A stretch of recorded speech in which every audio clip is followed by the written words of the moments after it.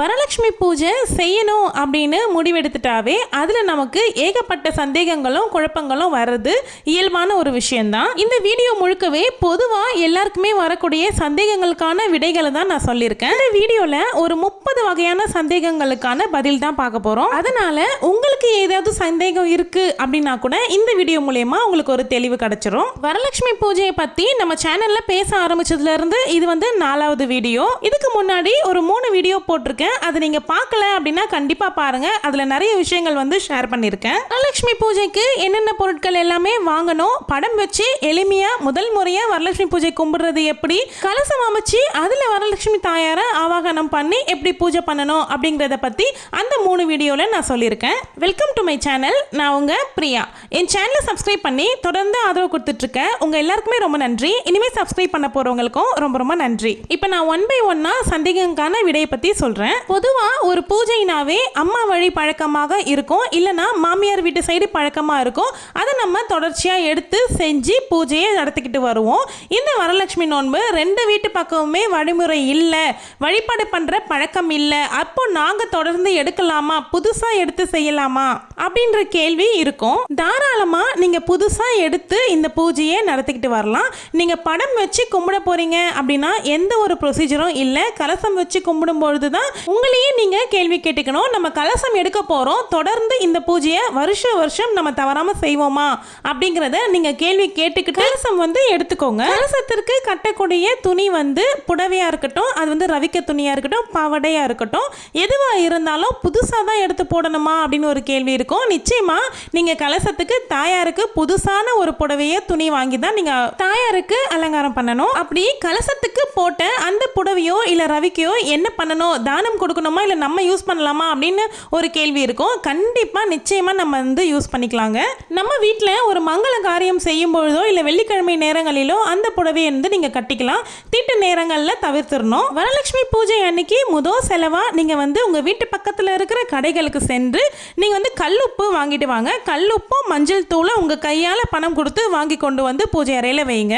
அந்த அன்னைக்கு புதுசாக தான் கலசம் தயார் பண்ணி அம்மனை ஆவாகனம் செய்யணுமா, இல்லைன்னா நம்ம வீட்டிலேயே ஏற்கனவே நிரந்தர கலசம் அமைச்சு வச்சிருப்போம்ல, அந்த கலசத்தையே நம்ம பயன்படுத்திக்கலாமான்னு ஒரு கேள்வி இருக்கும். நம்ம வந்து எப்பவுமே ஒரு மகாலட்சுமி தாயாரை புதுசா கலசம் அமைச்சு தான் ஆவாகனம் பண்ணி அன்றைய தினத்துல பூஜை பண்ணணும். என்ன மந்திரம் பாராயணம் பண்ணணும் அப்படின்னா, நீங்கள் உங்களுக்கு தெரிஞ்ச மகாலட்சுமி பாடல் வந்து பாடலாம். அப்படி இல்லைன்னா கனகதாரா ஸ்தோத்திரம் வந்து பாடுவது ரொம்ப ரொம்ப சிறப்புங்க. லக்ஷ்மி அஷ்டோதகம் 108 மகாலட்சுமி தாயாரனுடைய போற்றி. இந்த போற்றி சொல்லும்பொழுது நீங்கள் வந்து எதை வச்சு அர்ச்சனை பண்ணணும் அப்படின்னுமே ஒரு கேள்வி இருக்கும்.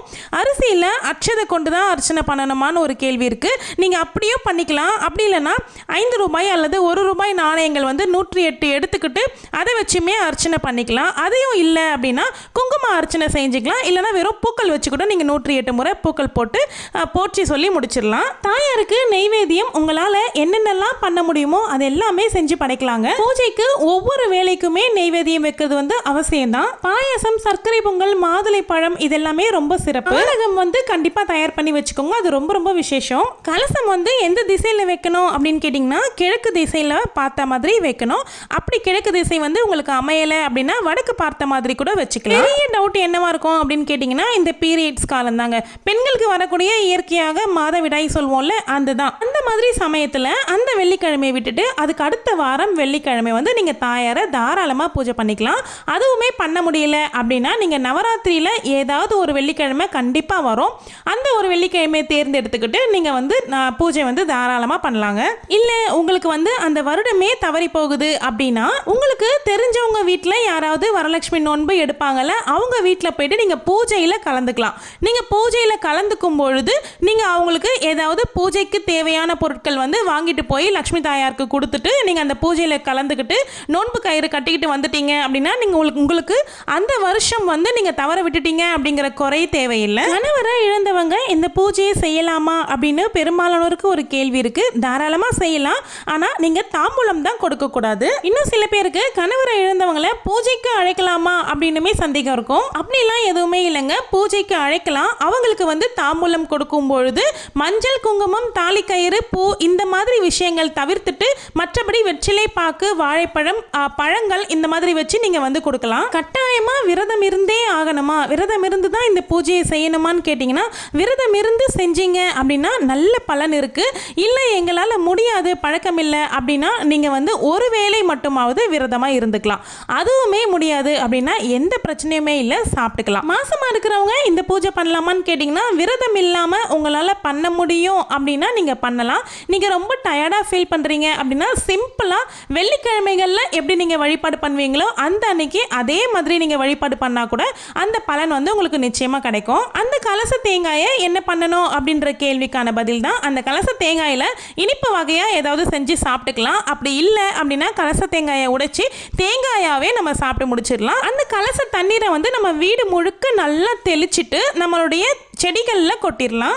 அதில் போட்ட அரிசியை என்ன பண்ணணும்னாக்கா நீங்கள் சைவ சமையலுக்கு சேர்க்கலாம். இனிப்பு செஞ்சு சாப்பிட்டீங்கன்னா ரொம்ப நல்லது. அவ்வளவும் இனிப்பு செய்ய முடியாதுன்னு நினைக்கிறவங்க சைவ சமையலுக்கு பயன்படுத்திக்கலாம். இன்னும் ஒரு கேள்வி இருக்குங்க.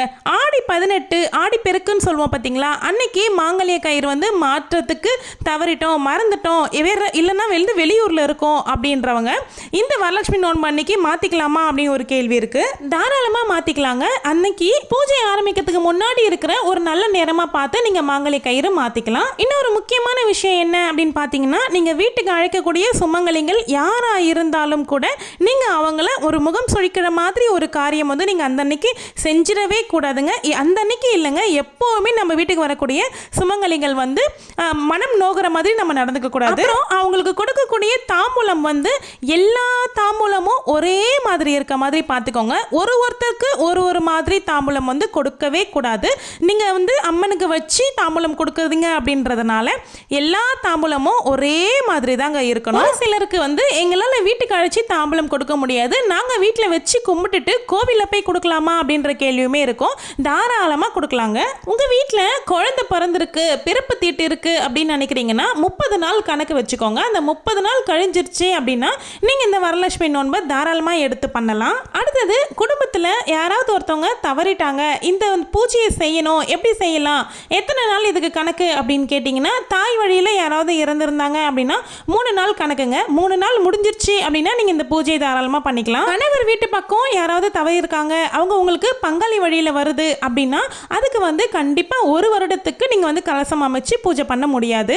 அந்த வருஷத்துக்கு நீங்கள் பண்ண முடியாது. வேறு யாராவது உங்களுக்கு தெரிஞ்சவங்க பண்ணுறாங்க அப்படின்னா நீங்கள் அவங்க அந்த பூஜையில் கலந்துக்கிட்டு நோன்பு கயிறு கட்டிக்கலாம். அடுத்த கேள்வி, படம் வச்சு கும்பிட்டாலும் கூட புனர் பூஜை பண்ணணுமா அப்படின்னு கேட்பாங்க. ஆமாங்க, படம் வச்சு கும்பிட்டா கூட நம்ம கலசத்துக்கு எப்படி மறுநாள் புனர் பூஜை செய்கிறோமோ அதே மாதிரி படத்துக்கும் ஒரு நெய்வேத்தியம் படைச்சி பூஜை செஞ்சுட்டு அந்த படத்தை அரிசி பானையில் கொண்டு போய் வச்சு நிரந்தர வாசம் புரியணும் எங்கள் வீட்டில்னு நீங்கள் ஒரு 3 தடவை சொல்லணும். இந்த வரமகாலட்சுமி வழிபாட மகாலட்சுமி தாயாரே தன் திருவாய் மலர சாருமதி அப்படிங்கிற ஒரு பெண்ணுடைய கனவுல தோன்றி வழிபாடு முறையை பண்ணணும் அப்படின்னு சொன்ன வழிபாடு தாங்க இது.